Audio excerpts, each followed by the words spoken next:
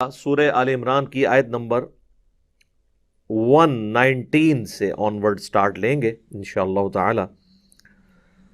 پچھلی دفعہ 118 نمبر آیت اس بات کے اوپر کنکلوڈ ہوئی تھی کہ اے مسلمانوں، یہ جو تمہارے اندر منافقین چھپے ہوئے ہیں جو دراصل یہودی ہیں اور اسلام کے دبدبے کی وجہ سے وہ دب کر کلمہ گو تو ہو چکے ہیں، لیکن اندر سے وہ چونکہ کافر ہیں، لہٰذا مسلمانوں کا بغض ان کے دل کے اندر موجود ہے اور وہ کوئی موقع نہیں جانے دیتے کہ مسلمانوں کو نقصان پہنچائیں، اور مسلمانوں کو یہ شایع نہیں ہے کہ ان کے ساتھ دوستی گانٹھیں۔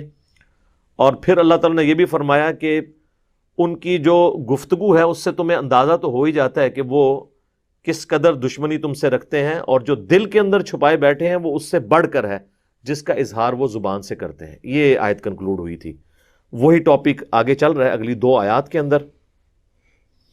اعوذ باللہ من الشیطان الرجیم، بسم اللہ الرحمن الرحیم۔ ہا انتم اولائی تحبونہم ولا یحبونکم، تم تو اتنے سادہ لوگ ہو کہ محبت کرتے ہو ان سے اور وہ تم سے محبت نہیں کرتے۔ وَتُؤْمِنُونَ بِالْكِتَابِ كُلِّهِ، اور تمہارا حال یہ ہے کہ تم ساری کتابوں پر ایمان رکھتے ہو، تمام پیغمبروں کو مانتے ہو۔ لَا نُفَرِّقُ بَيْنَ أَحَدٍ مِّن رُّسُلِهِ، پیغمبروں میں ایمان لانے میں کسی میں فرق نہیں کرتے ہو۔ تمہارے نزدیک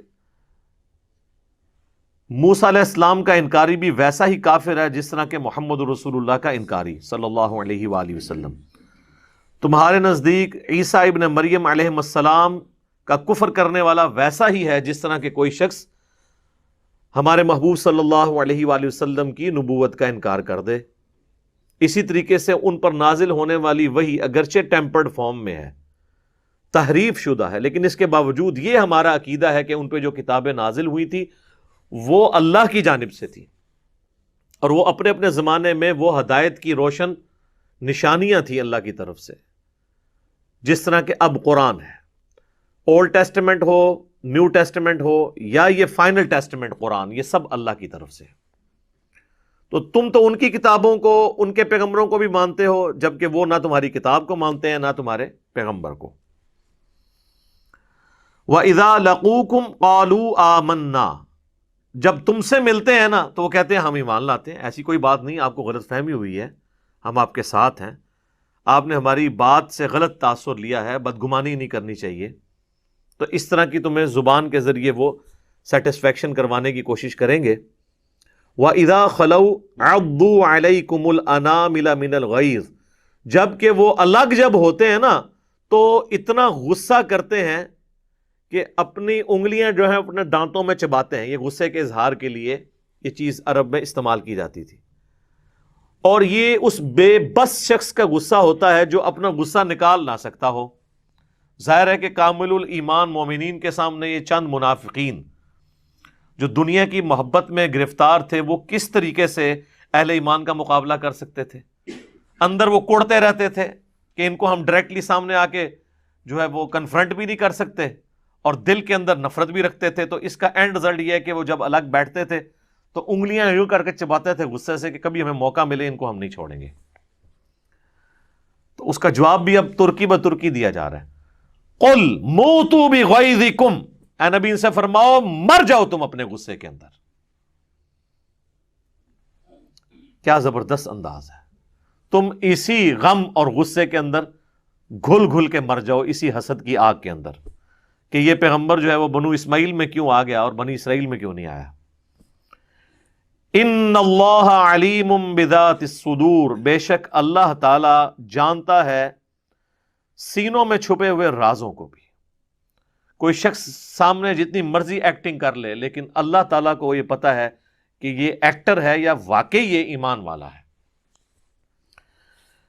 ان تمسسکم حسنۃ تسؤہم، اگر تمہیں کوئی بھلائی پہنچتی ہے تو انہیں بڑی بری لگتی ہے۔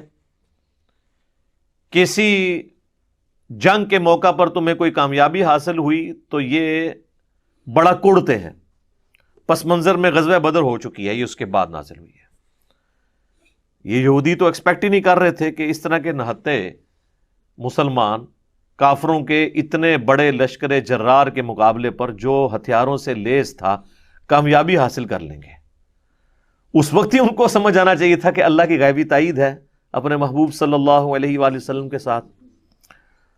وَإِن تُصِبْكُمْ سَيِّئَةٌ يَفْرَحُوا بِهَا، اور اگر تمہیں کوئی تکلیف پہنچ جائے، جو کہ ظاہر ہے کہ اللہ تعالیٰ نے اہل ایمان کو بھی آزمانا ہوتا ہے، تو یہ بڑی خوشیاں مناتے ہیں۔ تمہارے دشمنوں کو کوئی فائدہ پہنچے یا تمہیں دشمنوں سے کوئی تکلیف پہنچے یا کوئی ذہنی ٹینشن پہنچے، یہ بڑے خوش ہوتے ہیں کہ ان کو تکلیف آئی ہے۔ وَإِن تَصْبِرُوا، اب تمہاری روش کیا ہونی چاہیے کہ اگر تم صبر کی روش اختیار کرو گے، وَتَتَّقُوا، اور اللہ کا ڈر اور تقوی اختیار کرو گے، لَا يَضُرُّكُمْ كَيْدُهُمْ شَيْئًا، تو کوئی چیز بھی ان کی تمہیں نقصان نہیں پہنچا سکے گی۔ ان کا کوئی فریب، کوئی مکر، کوئی چال تمہیں نقصان نہیں پہنچا سکے گی اگر تم صبر کرو گے اور اللہ سے ڈرتے رہو گے، اللہ کی غیبی مدد تمہارے ساتھ ہوگی۔ ان اللہ بما یعملون محیط، بے شک اللہ تعالیٰ احاطہ کیے ہوئے ہے جو وہ اعمال کر رہے ہیں۔ اللہ تعالیٰ کی نظر میں ہے ان کے اعمال، وہ اللہ تعالیٰ کے دست قدرت سے باہر نہیں نکل سکتے۔